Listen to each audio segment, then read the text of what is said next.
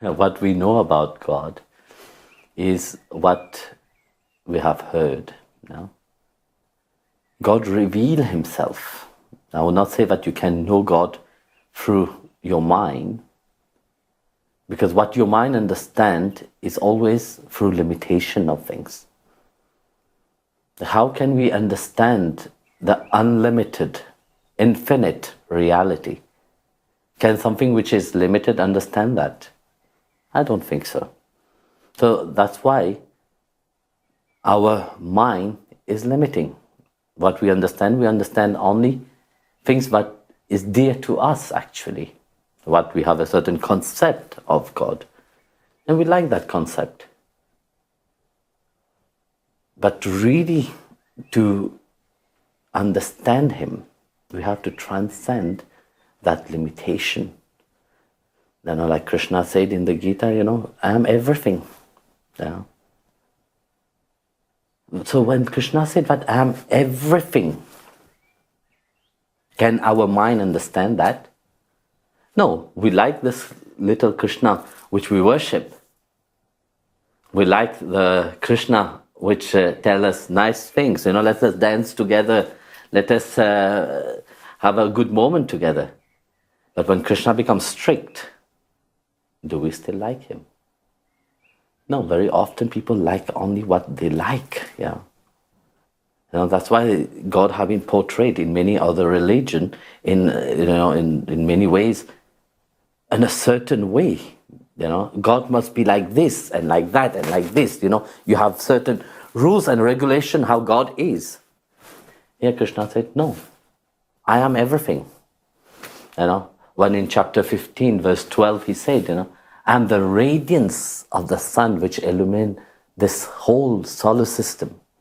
I am the brightness of the moon. I am that shine of the fire. Here, like that, he explained that by saying that behind everything there is a divine potency. And that divine potency is me. There's nobody else. But when we look at it, we'll see only the outside reality. Now, we look at the sun, do we see that is Krishna shining? When we look at the moon, do we see Krishna is the brightness of the moon is Krishna? No, you don't see. What you see the moon. When you see the fire, you see the brightness of the fire. But you don't see the potency, the opulence of who is behind that fire. Now it's like when we look at the light, we look at the light in a bulb, we see the light bright. No? When we look at the fan, we see the fan turning. Now, when we have an oven, which is heating with electricity, we have a different kind of heat.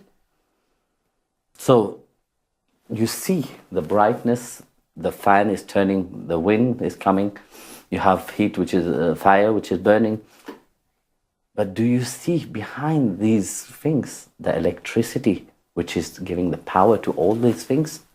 No, you don't perceive it, because you see only the gross things which is outside. So our limited mind perceive only things which is limited. Because that's what you have been taught always, to see the limitation.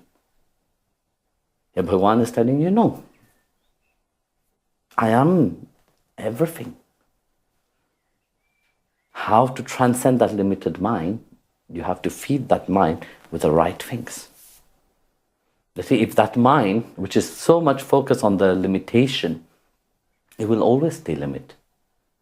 That's why I said that when Bhagavan said, focus your mind upon me. Why do you think he said that? Because he knows that, you see, how you perceive one thing, you perceive it always in a limited way. Even being God, you see, when you say God, who knows him if you don't have a relationship to him? You don't know him. You know a concept of God. You know, a certain reality of him. You have heard about him, it's so beautiful, all this. But when you start to build a relationship with him, to start feeling, here it's not about thinking, it's about feeling. Thinking is one thing, but when you start feeling, it's another dimension of itself. So when you start feeling, that mind is start to transform. So what happened to the mind? The mind start to transform into having the same quality of the divine. That's why when you chant the divine name, when your mind is transforming from a limited, you see, because you have been attached to the world, when the mind is always running toward the outside, you have also a certain perspective in a limited way. Your mind is fully attached to the limited through the senses and through everything else, because this is what your mind run around. So when that mind start to run inward, in place of outward, start to go dive within. So another reality start to reveal itself. So that same mind start to transform. So that mind start to transform and start to reflect certain potency, which is hidden deep within. So that potency, that opulence, which is what Bhagavan Krishna said, is also hidden within yourself. So the self start to shine upon just the sun, which is illuminating the whole universe. This solar system. It is the light of the sun from how many billion of years distance, but yet the light is illuminating. So like that inner light which is inside of you start to shine. So first what is shine upon the mind itself. So the mind become like the moon, which is reflecting the light of the sun, and it start to shine differently, start transforming itself. So the divine quality which is embedded inside of you start to shine through the mind. Through the mind, when the mind have been shining that divine quality, it start to shine through your senses. The way you see things change, the way you hear things change, the way you talk change, the way you act change, and the way you smell even change, because your odor also become more sensitive. So, these people are laughing. You become more joyful and more happy. For no reason, you see, that transformation happened. Then God appeared to be more closer to you because you start to feel Him. You're not the same person which were miserable, which, okay, yes, I need something to be happy. When I get this, I'm happy for some times, but yet, after I have been using that things, the happiness disappeared again. No, that transformation make you different completely. Then you start to shine. For no reason, there is this happiness inside. And that reason, it is for the transformation of the mind itself from a limited way to an unlimited way. That's why Krishna said the same mind is your best friend when it is controlled, but when it is uncontrolled, it is your worst enemy.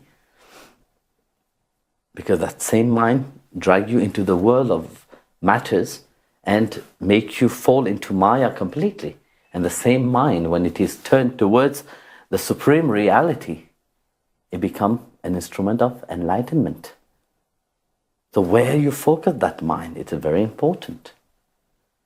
Knowing that the same Supreme Lord which is inside of you is everywhere.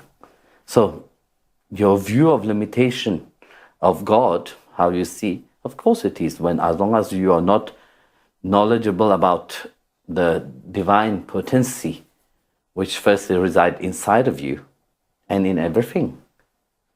Constantly Krishna said to Arjuna, the yogi perceive me everywhere. What are they looking? Are they looking at the growth of the outside, or are they looking at the potency which resides within everything?